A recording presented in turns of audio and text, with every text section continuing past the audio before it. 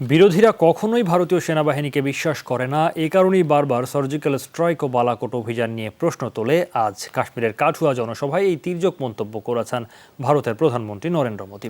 এদিকে রাফাল চুক্তি নিয়ে ক্ষমতাসীনদের বিরুদ্ধে উল্টো তোপ দাগল বিরোধী শিবির। আসামের শিলচরে আজ রোড শো করবেন কংগ্রেসের জনপ্রিয় মুখ প্রিয়াঙ্কা গান্ধী।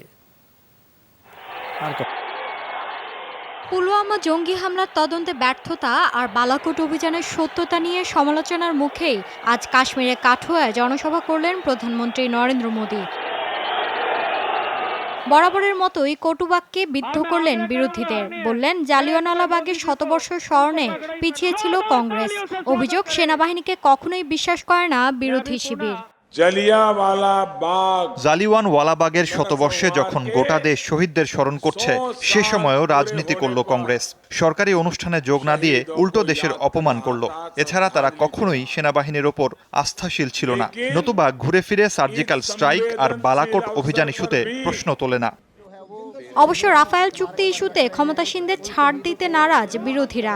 কংগ্রেস ও তৃণমূল কংগ্রেসের অভিযোগ, জনতার অর্থ হরিলুট করছে মোদী প্রশাসন। আপনারা শুধু একবার ভাবুন, চৌকিদারের নামে নরেন্দ্র মোদী ভারতের কি পরিমাণ সম্পদ লোপাট করেছে। রাফাল চুক্তির নামে অনিল আম্বানির পকেটে ঢুকেছে ৪৫,০০০ কোটি রুপি। প্রধানমন্ত্রী এসব জোচ্চোরের সাথেই হাত মিলিয়ে হরিলুট করেছেন। আমি এমন চৌকিদার হতে চাই না। নোটবন্দির নাম করে সব লুট কিয়া, ट्रेडर्स को लूट किया, बिजनेसमैन को लूट किया, इंडस्ट्री को लूट किया, किसान को लूट किया, माँ बहन को लूट किया। আজই প্রথমবার উত্তরপ্রদেশের বাইরে প্রচারণার জন্য পা রাখলেন কংগ্রেস ভাইস প্রেসিডেন্ট প্রিয়াঙ্কা গান্ধী। আসামের শিলচরে দিনভর তিনি রোড শো করবেন, চালাবেন জনসংযোগ। মৌলি ইসলাম, যমুনা নিউজ।